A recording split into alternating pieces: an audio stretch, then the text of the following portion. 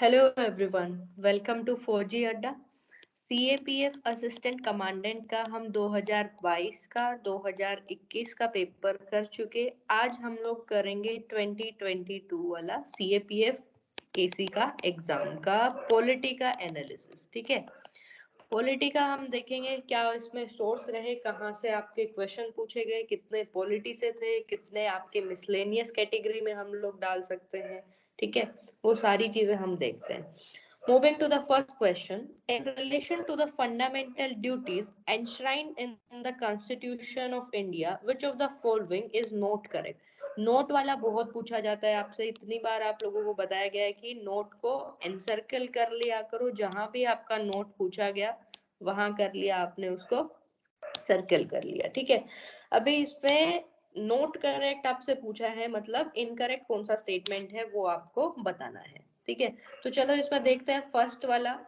The fundamental duties were not originally A part of constitution. तो इसका अगर हम सोर्स देखें तो आपका पॉलिटी का लक्ष्मीकांत का पेज नंबर 9.1, 9.2 और 9.3 पर आपको ये सारी इमेजेस मिलेंगी। ठीक है, फर्स्ट अगर देखें, the original constitution contain only the fundamental rights not fundamental duties. तो फर्स्ट वाला स्टेटमेंट क्या हो गया, करेक्ट हो गया फर्स्ट वाला स्टेटमेंट, तो कि भाई सही बात है, फंडामेंटल ड्यूटीज नहीं थी ओरिजिनली। ऑल राइट, फिर देखते हैं, to safeguard public property and abjure violence are fundamental duties. ठीक है, तो to safeguard public property and to abjure violence ये आपका फंडामेंटल ड्यूटीज है। ठीक है, ऑल राइट भाई, ये स्टेटमेंट भी करेक्ट हो गया। They are not enforceable through writs. Writs जो है आर्टिकल 32 के जो अंडर आते हैं, फंडामेंटल राइट्स के लिए होते हैं। ठीक है, फंडामेंटल ड्यूटीज के लिए नहीं होते, तो ये these are not enforceable through writs. All right, correct statement है ये। जो पॉइंट नंबर 4 है इसमें आप लोग ये चीज देख सकते हैं। नेक्स्ट फिर बचा कौन सा, they may not be use for determining constitutionality of laws. जो इनको यूज नहीं किया जा सकता डिटरमाइन करने में, लॉज की कॉन्स्टिट्यूशनलिटी को डिटरमाइन करने में, लेकिन हम लोगों ने पढ़ा है कि they help the courts in examining and determining the constitutional validity of a law. तो ये स्टेटमेंट क्या हो गया, इनकरेक्ट, यही आपका आंसर होगा। ठीक है, सिग्निफिकेंस ऑफ फंडामेंटल ड्यूटीज में आपको ये स्टेटमेंट मिल जाएगा। All right, moving to the next slide. Next का जो सोर्स है आपका गूगल से है, ना तो आपका ये लक्ष्मीकांत से आप इसको सोल्व कर पाएंगे, ना आप इसको एनसीईआरटी पॉलिटिकल थ्योरी है आपकी, या फिर इंडियन कॉन्स्टिट्यूशन एट वर्क है, उससे भी आप इसको सोल्व नहीं कर पाएंगे। ठीक है, और बहुत ज्यादा बल्कि बुक्स पढ़ने की कोई नेसेसिटी है नहीं ऐसे क्वेश्चन के लिए।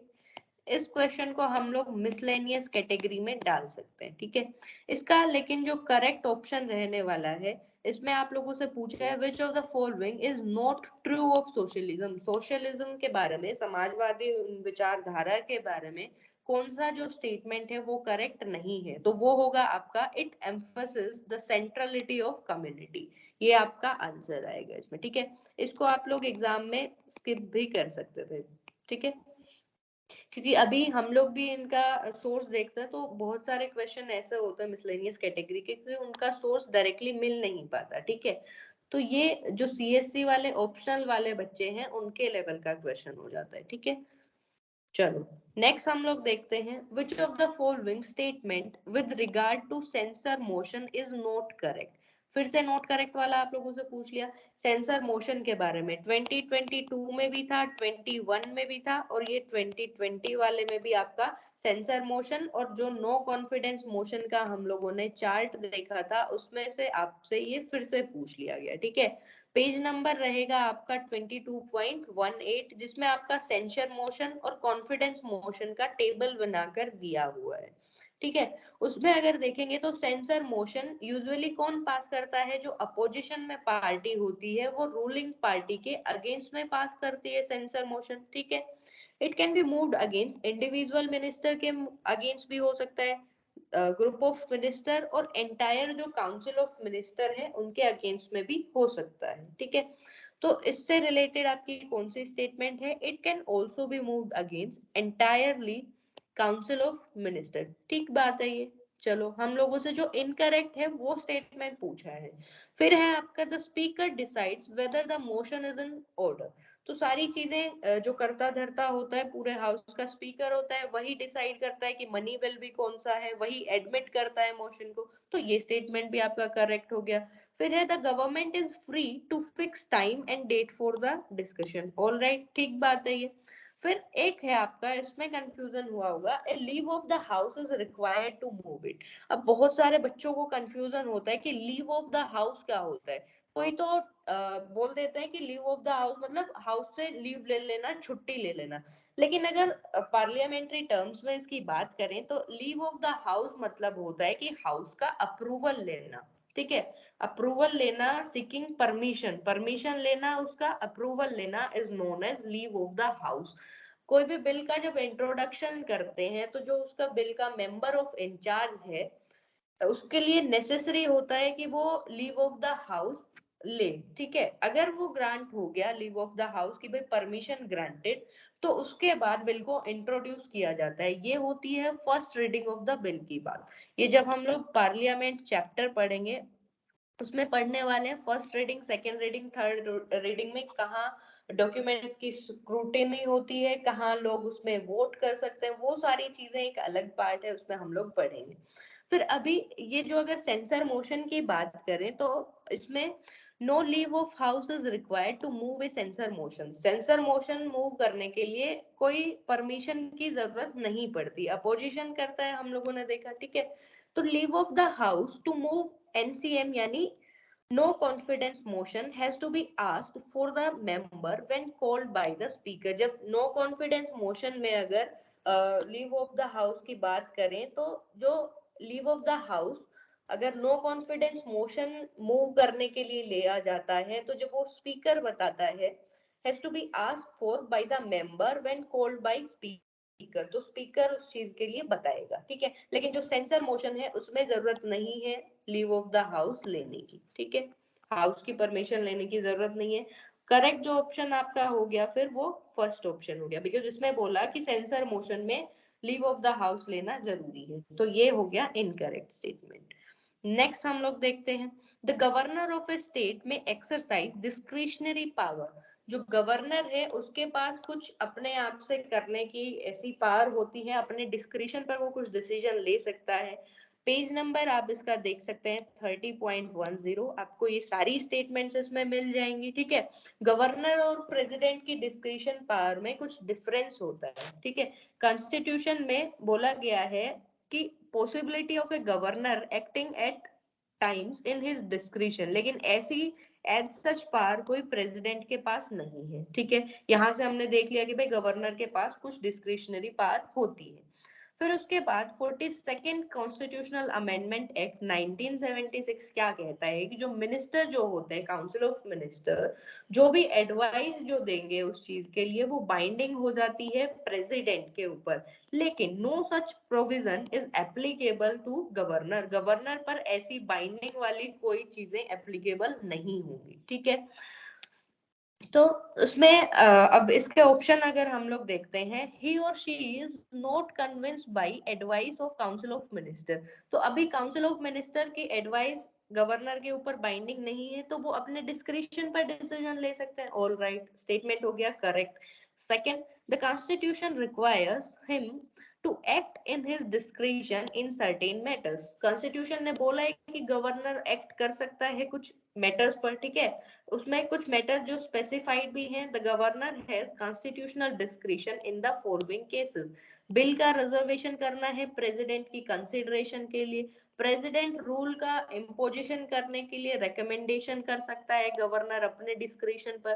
थर्ड है व्हाइल एक्सरसाइजिंग हिज फंक्शन, अगर वो एडजॉइनिंग जो यूटी है उसका एडमिनिस्ट्रेटर है तो उसके जो भी फंक्शन वहां जो वो करेंगे व्हाइल एक्सरसाइजिंग दोज फंक्शन, वो अपने डिस्क्रिशन पर वो डिसीजंस ले सकते हैं। तो थर्ड स्टेटमेंट में यही है आपका, तो थर्ड भी आपका करेक्ट हो गया, तो ऑप्शन आ गया आपका ए, 1 2 एंड 3। ठीक है, चलो नेक्स्ट जो है, ये ना तो आपकी एनसीईआरटी से टोटली इसको सोल्व कर सकते हैं, ना आप इसको लक्ष्मीकांत से। लक्ष्मीकांत में आपको एलिटिस्ट डेमोक्रेसी का थोड़ा सा एक हिंट मिल जाएगा, बट डायरेक्टली इस पे भी नहीं होता। बट अगर इसका हिंदी वाला आप लोग देखते तो आप इसको सोल्व कर सकते थे। एलिटिस्ट क्या होता है कि बहुत ज्यादा जो एलाइट जो लोग हैं उनके हाथ में कुछ प्रिविलेज, जो कुछ लोग होते हैं उनके हाथ में पावर होना। तो डी में आ गया आपका फर्स्ट ऑप्शन। तो डी में फर्स्ट ऑप्शन वाला कौन सा हो गया, ए और बी। तो एलिमिनेट हो गया सी और डी, अपने आप एलिमिनेट हो गया। अब बचा आपके पास 50-50 का चांस, ठीक है।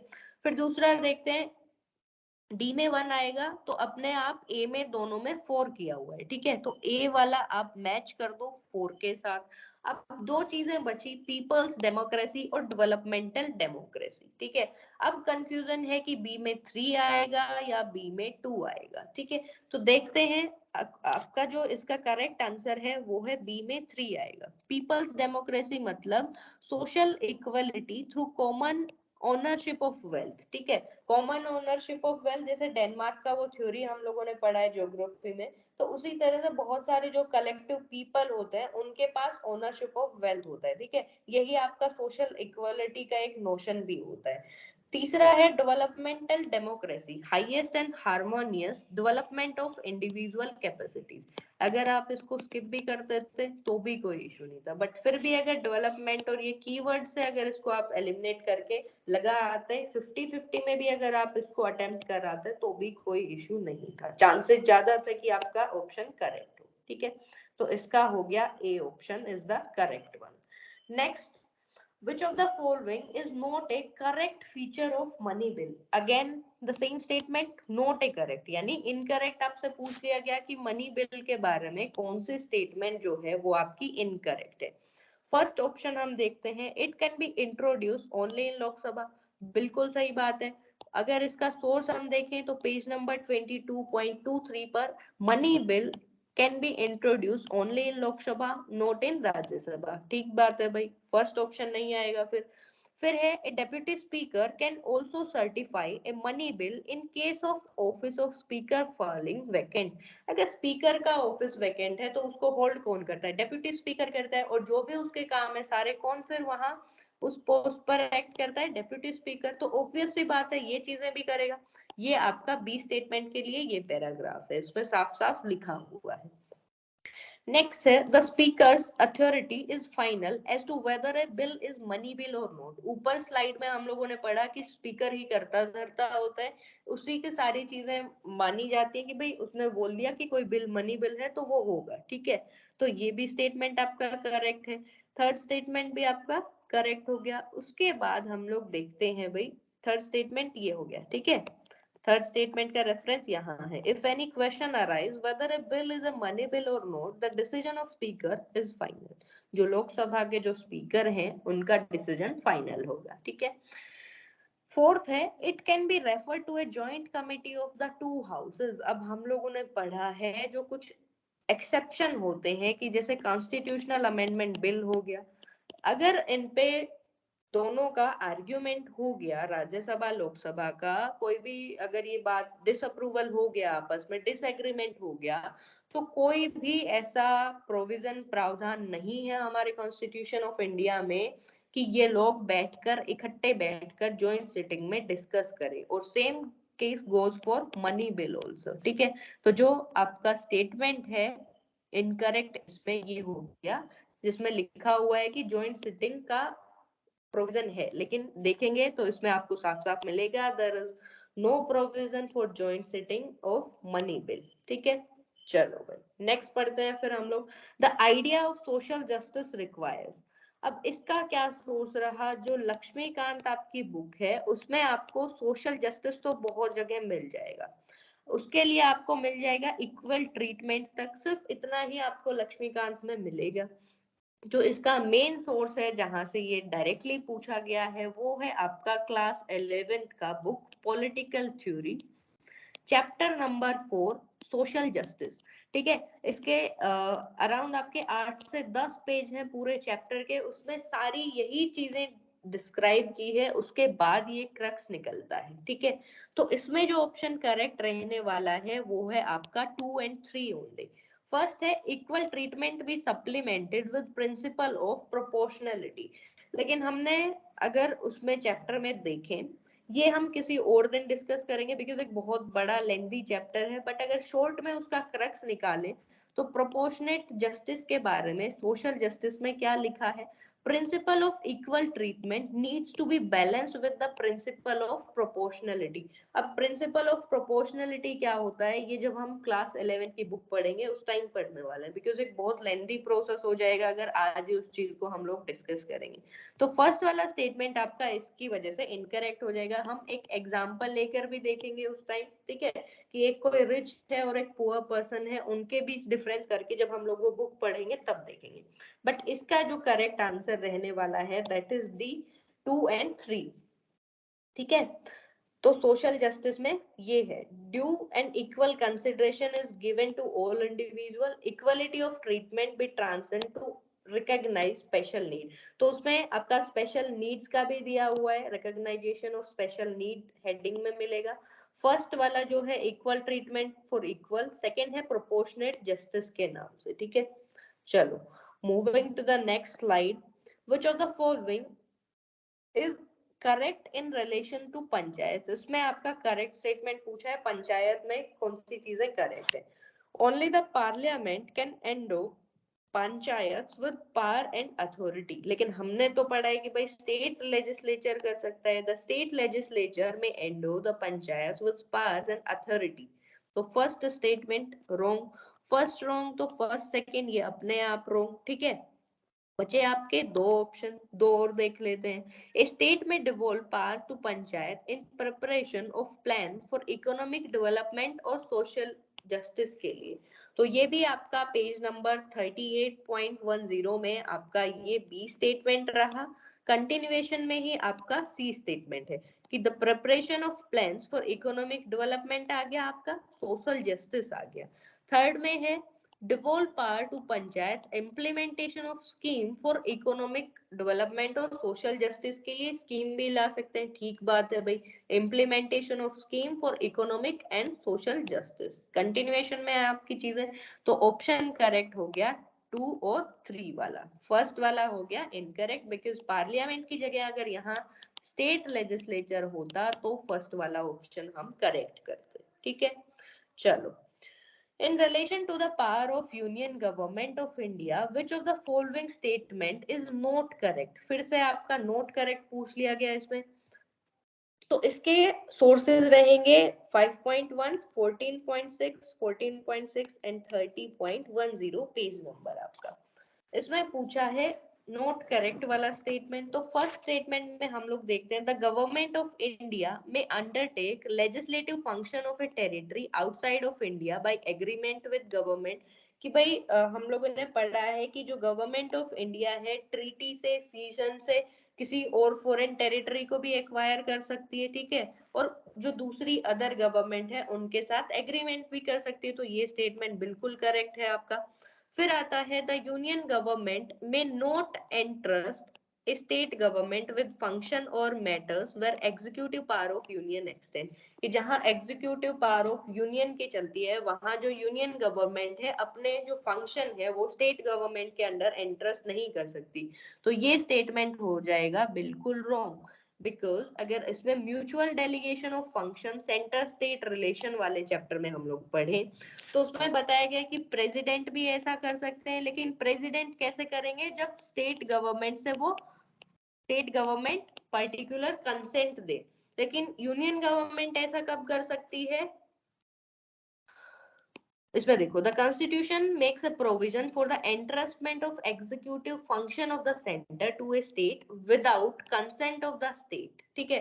बट इन दिस केस अगर स्टेट से कंसेंट नहीं लिया जाता तो इस केस में ये जो डेलीगेशन है पावर का ये कौन कर सकता है, पार्लियामेंट, नॉट प्रेसिडेंट। प्रेसिडेंट कब कर सकता है, जब कंसेंट लिया जाए, ठीक है। तो ये स्टेटमेंट अपने आप रॉन्ग हो गया और हमसे नोट करेक्ट ही पूछा गया है। बट अगर आगे इनका भी देख लिया जाए द यूनियन गवर्नमेंट में direct states for construction and maintenance of means of communication. हाँ भाई बिल्कुल सही बात है, रेलवे का भी कंस्ट्रक्शन और मेंटेनेंस के लिए सेंटर डायरेक्ट कर सकता है, तो ये सेंटर की डायरेक्शन हो गई स्टेट्स के लिए, ठीक है। डी ऑप्शन आपको यहाँ मिल जाएगा, ठीक है। यहाँ से हो गया। नेक्स्ट हम लोग देखेंगे as per the provision of constitution of India which of the following is correct. Correct statement भी पूछ लिया इन लोगों ने। तो इसमें पेज जो सोर्स है आपका पेज नंबर 14.2 से आपको मिलेगा।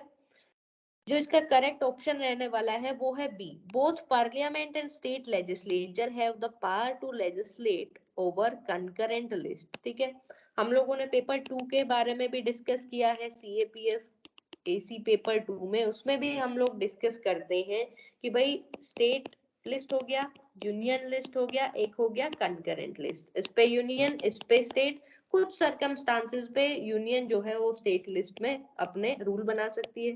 फिर हो गया कंकरेंट यूनियन प्लस में स्टेट।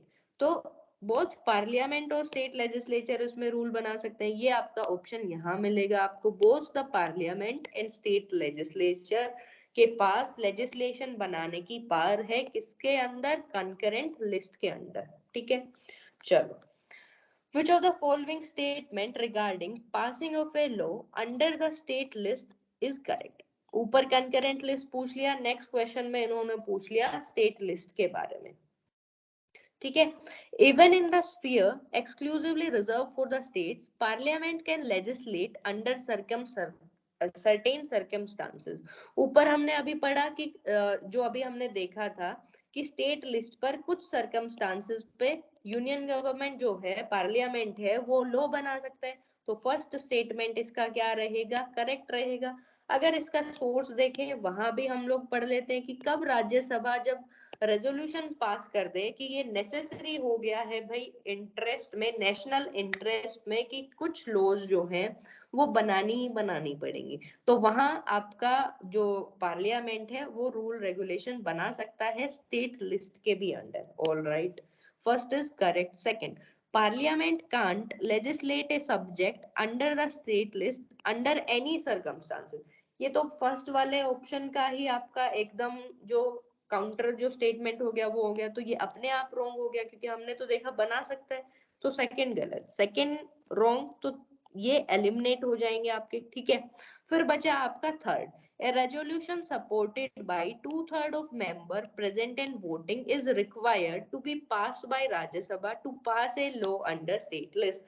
कि कंटिन्यूएशन में ही आपका दिया हुआ है कि ऐसा रेजोल्यूशन जो ये जो पार्लियामेंट को अथॉरिटी प्रोवाइड करता है कि वो स्टेट लिस्ट पर लेजिस्लेशन बना सके, तो उसको वोट करने के लिए 2/3 जो प्रेजेंट एंड वोटिंग जो मेंबर्स प्रेजेंट है वो वोट करेंगे, तभी ये चीज आएगी। तो बिल्कुल करेक्ट स्टेटमेंट है, तो option C will be the correct answer and 1 और 3 आपका करेक्ट हो जाएगा। ठीक है, चलो नेक्स्ट देखते हैं। According to the delimitation commission, अब इसमें आपको ये इतना सारा पढ़ना ही नहीं था, आप लोगों से डायरेक्टली क्या चीजें पूछी गई है ये सारा तो एड ऑन करके आपसे ऐसे ही पूछ लिया गया, बट आपसे मेन पूछा गया है कि मैक्सिमम स्ट्रेंथ कितना हो सकता है जो स्टेट लेजिस्लेटिव असेंबली का है उसका। तो डायरेक्ट आपको आंसर इसका बताना था कि भाई 500 हो सकता है। पार्लियामेंट वाले चैप्टर में हमने पढ़ा है, पेज नंबर है आपका 33.2।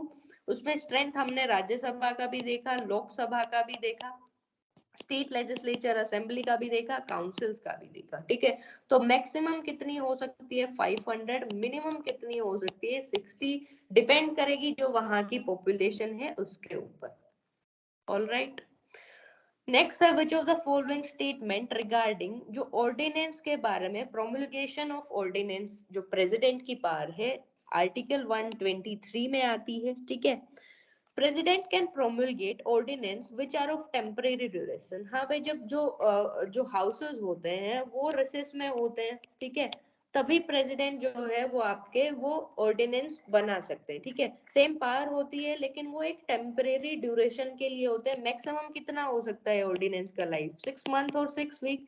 6 मंथ ऐसे हो सकता है कि जो दो हाउस की जो सिटिंग है उनके बीच का गैप 6 मंथ से ज्यादा नहीं हो सकता, तो 6 मंथ ये। उसके बाद जब ये हाउस दोबारा से रिसेस के बाद फिर से जब मिलेंगे, रीअसेंबली होगी हाउसेस की, तो विद इन 6 वीक इनको पास करना होता है। अगर उसको रेटिफाई कर दिया तो आगे बढ़ेगा, अदरवाइज विद इन 6 वीक फिर वो अपने आप एक्सपायर हो जाएगा। तो मैक्सिमम लेंथ अगर उसको नहीं रेटिफाई किया गया तो 6 मंथ 6 वीक हो सकती है। फर्स्ट स्टेटमेंट आपका करेक्ट है। दूसरा है an ordinance promulgated by president has to be ratified by parliament within 6 week of its reassembly. तो करना जरूरी है, ठीक है। तो ये स्टेटमेंट आपकी यहाँ मिलेगी और both statements are correct. Next हम लोग देखते हैं which of the following statement are correct with regard to speaker या फिर डेप्यूटी स्पीकर लोकसभा के जो है उनके बारे में, ठीक है। On dissolution of Lok Sabha, both the speaker and deputy speaker cease to be member of house। बिल्कुल सही बात है भाई, वो मेंबर नहीं रहते बिकॉज जो नेक्स्ट जो असेंबली होगी उसमें नए मेंबर्स आएंगे। All right. Both speaker and deputy speaker vacate their office on dissolution of Lok Sabha. लेकिन ये गलत है, जो जो स्पीकर होता है वो इमीडिएटली जो ऑफिस है उसको नहीं लेफ्ट करता, ठीक है। तो ये स्टेटमेंट आपका रॉन्ग हो गया।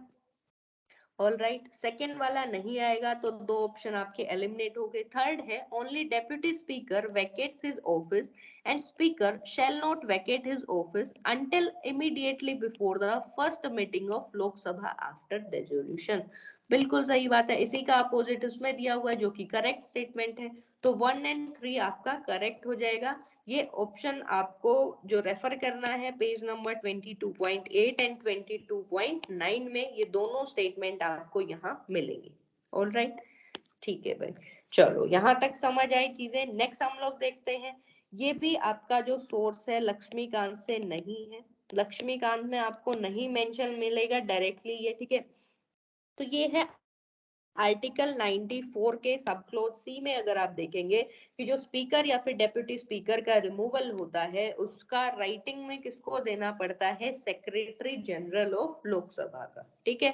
फिर उसके बाद डेट फिक्स की जाती है 14 date shall be fixed after 14 days from receipt of that notice. ये जो नोटिस भेज दिया गया भाई सेक्रेटरी जनरल ऑफ लोकसभा को, उसके 14 डेज बाद डेट फिक्स की जाएगी इस चीज की, रिमूवल की, ठीक है। चलो नेक्स्ट हम लोग देखते हैं which of the following statement about public account committee. Committee से 2022 में भी आया, 21 में भी आया, 2020 में भी आया, ठीक है। 4-5 कमेटीज हैं आपकी, डायरेक्टली एवरग्रीन टॉपिक होता गया ये यूपीएससी का कि हर एक एग्जाम में उन्होंने दिया है। तो इसमें देखते हैं पब्लिक अकाउंट कमेटी के बारे में अगर हम देखें, इट वाज फर्स्ट सेटअप इन 1921, ठीक है। ये चीज हम नहीं देखते हैं, डायरेक्ट ऑप्शन देखते हैं। It consist of 15 members from Lok Sabha and 7 members from Rajya Sabha. तो देख लेते हैं, 22 मेंबर इन टोटल होते हैं, 15 आपके होते हैं लोकसभा से, 7 होते हैं आपके राज्यसभा से। 15 हो गए लोकसभा से, 7 हो गए राज्यसभा से। तो फर्स्ट ऑप्शन करेक्ट हो गया, और ऑप्शन देखने की जरूरत नहीं है आपको, ठीक है। ये हो गया आपका करेक्ट ऑप्शन। उसके बाद नेक्स्ट क्वेश्चन हम देखते हैं, which of the following statement with regard to speaker of Lok Sabha is correct. Speaker जो है लोकसभा के, उनके बारे में कौन सी स्टेटमेंट इनमें से आपकी करेक्ट है। The election of speaker of Lok Sabha is conducted by election commission of India. ठीक है भाई, पार्लियामेंट और स्टेट लेजिस्लेचर के जो इलेक्शन है वो इलेक्शन कमीशन ऑफ इंडिया आपका कंडक्ट कराता है। लेकिन आप जो ये इलेक्ट करते हैं स्पीकर लोकसभा का, ये किसमें से इलेक्ट होता है, इसके खुद ही के मेंबर्स में, और वो भी कब होता है, फर्स्ट सिटिंग में। वहां तो ईसीआई आपका नहीं प्रेजेंट होगा। तो ये स्टेटमेंट आपका बिल्कुल रॉन्ग है कि भाई उनका जो इलेक्शन है वो ईसीआई कंडक्ट करवाता है। रॉन्ग स्टेटमेंट हो गया। हमसे पूछा है correct one, the speaker on assuming his office is not required to make and subscribe oath और अफर्मेशन, ठीक है। ओथ एंड अफर्मेशन के बारे में भी हम लोग पढ़ेंगे। थर्ड स्टेटमेंट है, the speaker doesn't exercise A casting vote in case of equality of votes. अब ये तो बहुत ही एक्सट्रीम स्टेटमेंट हो गई, हम लोगों ने पढ़ा हुआ है, he doesn't vote in first instance, मतलब वो पहली बार में तो वोट नहीं करेंगे, लेकिन अगर टाई हो गया मामला, कोई भी चीजें टाई होगी और उसके बाद भी वो वोट ना करें तो वो चीजें कैसे सोल्व होंगी।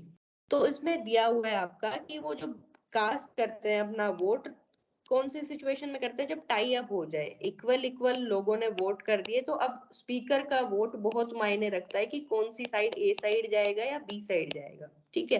तो ये स्टेटमेंट रॉन्ग हो गया। हमसे करेक्ट पूछा गया है, फर्स्ट भी गलत है, सेकंड भी गलत है, ठीक है। बचा कौन सा? सॉरी, फर्स्ट भी गलत है आपका, थर्ड भी गलत है, बचा आपका सेकंड स्टेटमेंट, ऑप्शन हो गया ए। ओथ एंड एफर्मेशन का देखें तो every member of either house of parliament before taking his seat in the house has to make and subscribe to an oath, ठीक है।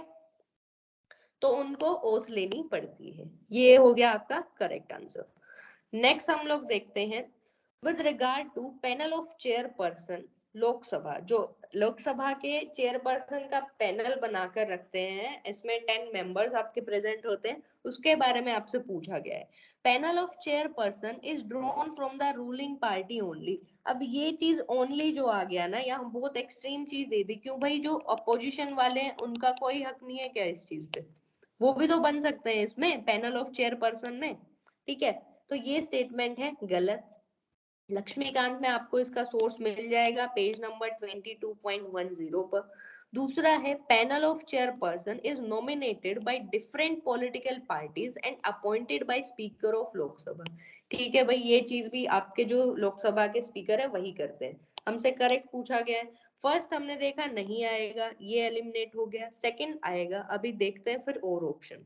Panel of chairperson consist of 10 members, starting में ही मैंने आपको बोल दिया कि 10 मेंबर्स होते हैं, तो यहाँ तक तो स्टेटमेंट करेक्ट है। And one of them preside over the house when both speaker and deputy speaker are not there. अगर स्पीकर नहीं है किसी कारण से वहां, तो डेप्यूटी स्पीकर आपके चेयर करते हैं हाउस को। डेप्यूटी स्पीकर भी नहीं है उस टाइम काम आता है जो आपका ये पैनल ऑफ चेयरपर्सन 10 मेंबर्स का बनता है, कि इनमें से कोई भी एक प्रिसाइड करे हाउस की सिटिंग को। तो ये भी आपका करेक्ट है। तो सेकंड और थर्ड करेक्ट ऑप्शन है, तो ऑप्शन हो गया बी आपका, ठीक है। यहाँ आप इसका सोर्स देख सकते हैं page number 22.10, more than not more than 10 chairperson, ठीक है। any of them can preside over the house in absence of speaker and deputy speaker। Moving to the next question, बहुत ही इजी क्वेश्चन है, इसमें तो कोई रूल ही नहीं लगाना था आप लोगों को, पेज का सोर्स भी बताकर बहुत ज्यादा ही मेहनत करी है आदर्श सर ने, ठीक है। इसको तो बिना सोर्स के आप लोगों को बता देना चाहिए था। Who was the president of Constituent Assembly? Themes in Indian history में भी हमने पढ़ा है, ठीक है। लक्ष्मीकांत में भी हम लोग पढ़ते हैं। कंपोजिशन ऑफ कॉन्स्टिट्यूएंट असेंबली में अगर पढ़े, टेम्परेरी प्रेसिडेंट सच्चिदानंद सिन्हा, और जो परमानेंट प्रेसिडेंट थे वो थे आपके राजेंद्र प्रसाद, ठीक है। इसका तो सोर्स दिखाकर भी एक तरह की बेइज्जती की गई है तुम लोगों की, कि ये भी तुम्हें सोर्स से बताना पड़े। चलो नेक्स्ट पढ़ते हैं, which of the following statement about attorney general of India is not correct? कौन सा स्टेटमेंट अटॉर्नी जनरल के बारे में इनकरेक्ट है, ठीक है। The person must be qualified to be appointed as a judge of Supreme Court, ठीक बात है, पढ़ा है हमने। फिर है he or she holds office during the pleasure of the president, एकदम सही बात। he or she receives remuneration as determined by the president, जब president के रहमो गरम पर, मतलब उनके प्लेजर ऑफ प्रेसिडेंट पर ये ऑफिस होल्ड करते हैं, तो ऑब्वियस वही डिसाइड करेंगे रेम्यूनरेशन इनको कितना मिलना चाहिए, ठीक है। तीनों स्टेटमेंट ठीक है। बी वाला देख लेते हैं इसमें क्या गलत है। he or she enjoys right of audience only, फिर से वही एक्सट्रीम वर्ड आ गया, only in supreme court and high court, नहीं भाई इनमें भी कर सकता है, और बाकी जो प्रोसीडिंग्स होती हैं जो स्टेट आपके पार्लियामेंट की, उनमें भी ये सिटिंग कर सकते हैं, but without right to vote, ठीक है। तो इसमें अगर हम देखें source, he must be a person to be qualified to be appointed as a जज ऑफ सुप्रीम कोर्ट, ए वाला ऑप्शन आपका करेक्ट हो गया। बी ऑप्शन में जो हमने इनकरेक्ट बताना था, बी में क्या था कि भाई वो सिर्फ और सिर्फ सुप्रीम कोर्ट और हाई कोर्ट की प्रोसीडिंग्स में पार्ट ले सकते हैं, लेकिन इसमें तो लिखा हुआ है कि joint sitting of any committee of parliament में भी वो पार्ट ले सकते हैं। He enjoys all the privileges and immunities that are available to a member of parliament, लेकिन वहां इनके पास right to vote नहीं होगा, ठीक है। right to audience in all courts throughout the territory of India, ठीक है। ये सब चीजें हो गई, बी वाला इनकरेक्ट। सी में आपका क्या है, he holds the office during pleasure of president, ठीक बात है। फिर रेम्यूनरेशन कौन डिसाइड करेगा? The remuneration of attorney general is not fixed by the constitution, he receives such remuneration as the president may determine. तो प्रेसिडेंट डिटरमाइन करेंगे कि उनको कितना श्रमदाना, उनका जो रेम्यूनरेशन है वो कितना मिलने वाला है, ठीक है। तो इसी के साथ हमारा सीएपीएफ असिस्टेंट कमांडेंट का 2020 का पॉलिटी वाला सीरीज एंड होता है। आई होप आप सबको ये चीजें समझ आई होंगी। अब यहाँ तक इतना लास्ट तक आ गए हो तो थैंक यू वेरी मच, ठीक है। आपने ये वीडियो पूरा देखा, एनालिसिस देखा पीवाईक्यू का। बहुत ज्यादा मेहनत लगती है ये सारी चीजें बनाने में, ठीक है। वीडियो बनाना एक बहुत ही इजी सा टास्क है, बट जो मेन इसके पीछे जो जिसका सारा क्रेडिट जिसका हम लोगों को देना चाहिए वो है आदर्श को। आदर्श सर क्या करते हैं, ये सारी स्लाइड्स आप लोगों के लिए वो देखते हैं, नोट डाउन करते हैं वो बुक में कि कौन सा आपका पीवाईक्यू कब आया है, ठीक है। ये सारी स्लाइड्स उन्हीं की बनाई हुई है, ठीक है। तो इतनी मेहनत लगती है। विपिन सर हैं, विपिन सर आपके सेग्रीगेट करके देते हैं, ये क्वेश्चन आपके सेग्रीगेट करके देते हैं। मुझे क्या करना है, मुझे तो बस इन सब चीजों को आवाज देनी है ना। तो एक इजी टास्क है comparison to Adarsh and Vipin sir के काम के, ठीक है। तो इतना आ ही गए तो थोड़ा उनको भी अप्रिशिएट कर दो, सब्सक्राइब कर लो चैनल को। बाकी जो भी आपके सजेशन है, आपको प्रेज करना है इस चीज के बारे में, तो आप आदर्श सर और विपिन सर की प्रेज करो। कमेंट सेक्शन में आप अपना फीडबैक डाल सकते हो इन सब चीजों के लिए। चलो फिर नेक्स्ट वीडियो में मिलते हैं 2019 के सोर्सेज के साथ। आई होप आप सबको ये चीजें पसंद आई होंगी।